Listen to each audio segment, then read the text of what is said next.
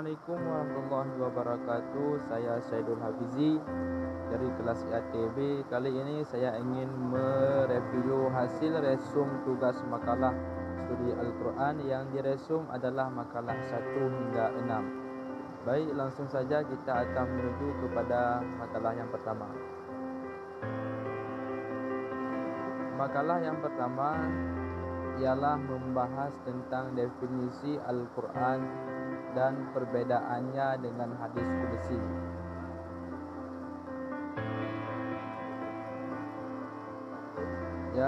Pengertian Al-Quran secara garis besar bisa kita artikan Al-Quran adalah merupakan mukjizat Islam yang kekal, dan mukjizatnya selalu diperkuat oleh kemajuan ilmu pengetahuan.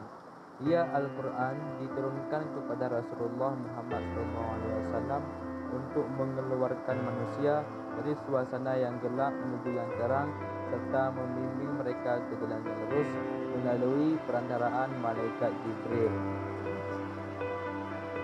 Pengertian hadis qudsi. Hadis qudsi ialah hadis yang disandarkan kepada Allah.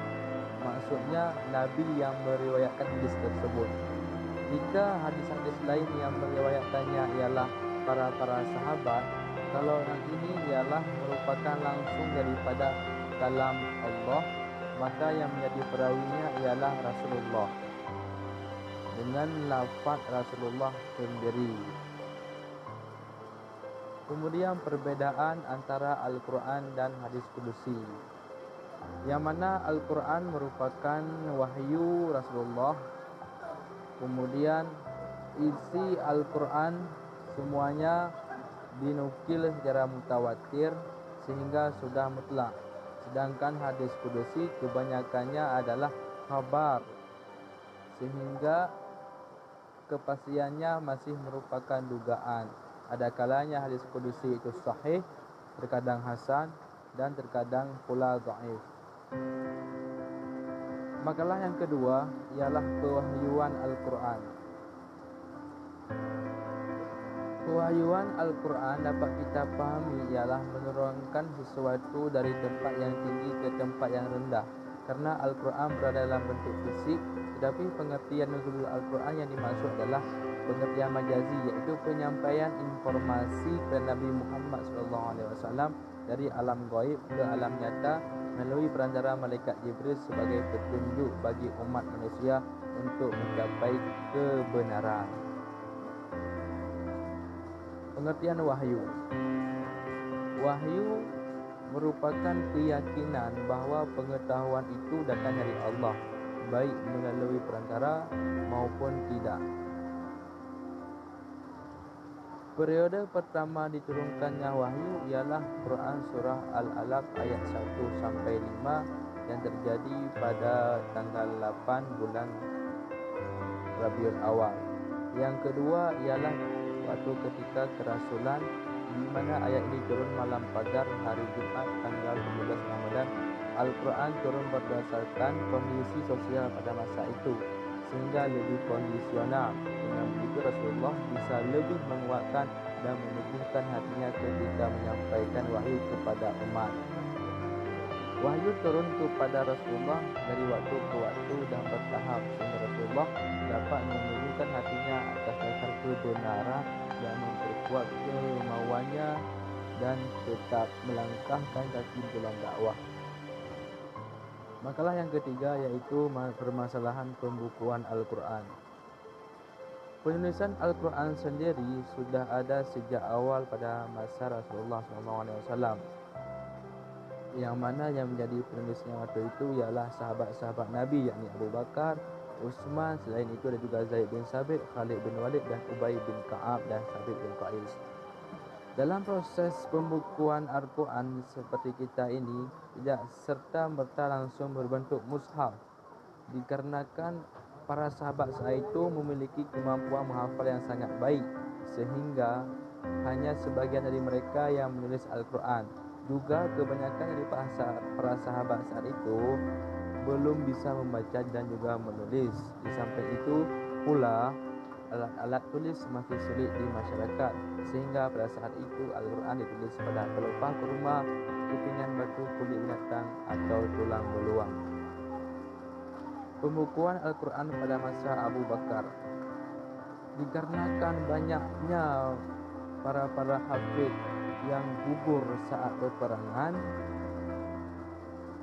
maka hal ini menimbulkan kekhawatiran daripada Umar bin Khattab. Apabila Al-Quran tidak segera dibukukan, maka dikhawatirkan Al-Quran sebagai mukjizat Nabi dan pedoman hidup manusia akan musnah. Sehingga Umar bin Khattab pun mengajukan hal tersebut kepada Abu Bakar, sehingga ditunjuklah Zaid bin Sabit sebagai yang membukukan Al-Quran pertama kali. Dalam proses ini Zaid bin Sabit melakukannya dengan teliti, cermat dan berhati-hati. Kemudian masa yang ketiga ialah pembukuan Al-Quran pada masa Utsman bin Affan. Dikarenakan meluasnya pemerintahan Islam sampai ke Mesir, Syria dan Afrika Utara, masing-masing mempunyai cara-cara tersendiri dalam baca Al-Quran, sehingga terjadilah perpecahan. Sehingga setelah mendengar penjelasan tersebut, maka Khalifah Utsman membentuk panitia pembukuan Al-Quran yang terdiri dari Zaid bin Sabit, Abdullah bin Zubair dan para sahabat, yang mana tugasnya ialah membukukan Al-Quran dengan cara menyalin mushaf yang telah disusun sebelumnya menjadi satu buku di atas bahasa yang bahasa utamanya yaitu bahasa suku Quraisy, karena Al-Quran diturunkan kepada suku Quraisy, sehingga disebarkan luaskan di berbagai daerah pemerintahan Islam, yang mana satu sampelnya diberikan kepada Khalifah Utsman, yang lain disebar luaskan, yang juga mushaf yang dulu disuruh bakar, sehingga lalu seluruh kaum muslimin di seluruh dunia mulai menerima Al-Quran yang sudah disusun oleh panitia Zaid bin Sabit pada zaman Khalifah Utsman bin Affan. Makalah yang keempat ialah I'jaz Al-Quran. Mukjizat ialah suatu hal peristiwa luar biasa yang terjadi dari seorang yang mengaku Nabi sebagai bukti kenabiannya yang didatangkan kepada yang ragu untuk melakukan atau menentangkan hal serupa. Namun mereka tidak mampu melayani tantangan itu dengan redaksi yang berbeda. Mukjizat didefinisikan pula sebagai suatu luar biasa yang diperlihatkan Allah melalui para nabi dan rasulnya sebagai bukti kenabian dan kerasulannya.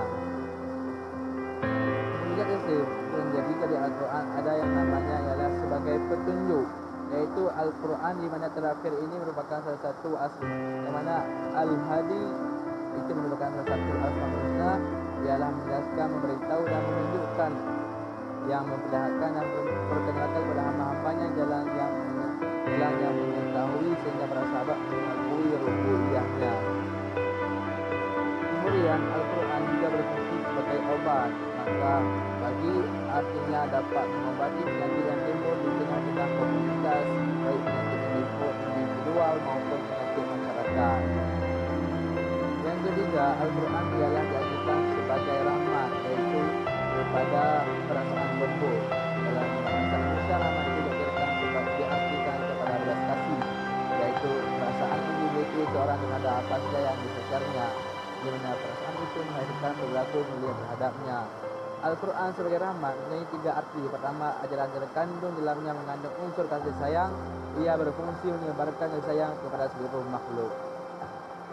Mukjizat Al-Quran terdiri dari berbagai segi kemukjizatan. Yang pertama ialah isyarat, yang mana di sana Al-Quran mengemukakan dalil argumen serta penjelasan ayat-ayat ilmiah, menyebutkan isyarat-isyarat ilmiah yang sebagiannya baru terungkap pada saat ini, dan menaklukkan angkasa luar sekarang ini, di antaranya sebagai isyarat tentang sejarah bekas beliau. Yang kedua ialah sejarah dan pemberitaan yang gaiban masa kini. Yang selanjutnya, yang ketiga ialah ramalan. Kejadian masa mendatang, yang antaranya ramalan kemenangan Romawi atas Persia di awal surat Al-Rum sudah lama diungkapkan dalam Al-Quran. Makalah yang kelima ialah permasalahan Ashabun Nuzur. Ashabun Nuzur sendiri ialah artinya sebab. sebab turunnya suatu ayat itu ada kalanya berbentuk peristiwa dan ada kalanya berbentuk pertanyaan. Dengan demikian, tidak semua surat harus mempunyai sebab-sebab turun. Jadi ashabun nuzul. Bentuk tegas dan jelas dari ashabun nuzul dapat dilihat dari beberapa aspek berikut, yang mana periwayat hadis menyatakan sebab nuzul ayat ini dan adalah ini. Yang kedua ialah periwayat hadis menceritakan sebuah peristiwa yang di ujungnya ditutup dengan pernyataan lalu turunlah ayat ini. Adanya pertanyaan kepada Nabi yang kemudian dijawab Allah dengan turunnya ayat Al-Quran. Masalah yang keenam ialah munasabah Al-Quran. Munasabah sendiri ialah hubungan antara ayat atau surat dengan ayat dan surat yang lain. Jadi yang munasabah itu tidak hanya dalam arti yang terjadi, melainkan kontradiksi pun termasuk dalam pengertian munasabah. Munasabah ada dua, ada munasabah ayat antar ayat seperti ayat surah 102 Ali Imran menyuruh bertakwa, sedangkan ayat 103 surah Ali Imran menyuruh berpegang teguh kepada Allah. Munasabah yang kedua ialah surat antar surat, iaitu materi surat yang satu sama dengan materi surat yang lain. Contohnya seperti surat pertama sama dengan surat pertama Al-Fatihah. Dalam surat Al-Fatihah diringkas secara jelas, sementara dalam surat Al-Baqarah dijelaskan secara panjang lebar. Manfaat munasabah, manfaatnya ialah pembaca akan dapat mengerti bahawa Al-Quran merupakan satu kesatuan yang saling berkaitan dari awal hingga akhir. Meskipun demikian, sesungguhnya Al-Quran memiliki ayat-ayat yang memiliki hubungan yang erat yang saling berhubungan, sehingga untuk memahami ayat-ayat yang tidak mempunyai ashabul nuzul yang spesifik, maka tawaran ilmu munasabah dapat dipakai sebagai sarana untuk menempati ruang kosong tersebut.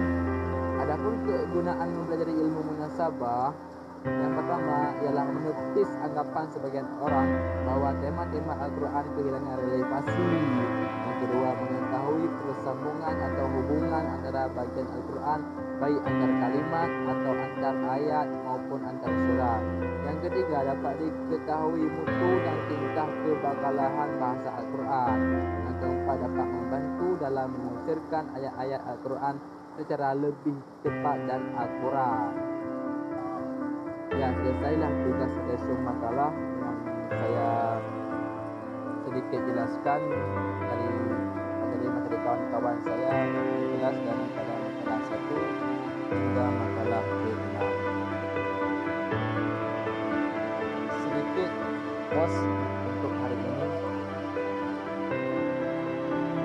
Bacalah Al-Quran agar selamat kehidupan dunia dan akhirat. Apabila dibacakan Al-Quran, maka dengarkanlah baik-baik dan perhatikanlah dengan seksama agar kamu dapat rahmat. Dalam surah Al-A'raf ayat 204. Jadi Syadul Hafizi, Prodi Ilmu Al-Quran dan Tafsir. Sekian dan terima kasih karena telah menonton. Sampai jumpa di materi dan video selanjutnya. Wassalamualaikum warahmatullahi wabarakatuh.